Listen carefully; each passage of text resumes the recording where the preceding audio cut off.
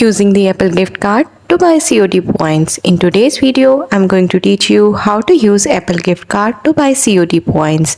Suppose you have COD mobile on your iPhone device or iOS device. Now you want to buy the code points using your Apple gift card. So first of all, you need to know that first you have to put your Apple gift card on redeem.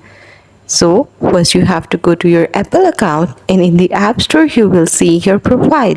Click on your profile, and after that what you have to do is you have to go to the payment and subscription section. Here you have to select redeem code, and then you have to enter your redeem code, or you can scan it by using camera.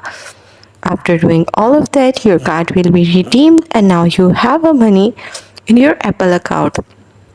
So after having some money, you simply have to open up your COD wall, and then you have to go to the shop section. In the shop, you guys can see the store. You will easily be able to see an option for these points. You have to select the right one, and afterwards your payment will automatically be made from your Apple account.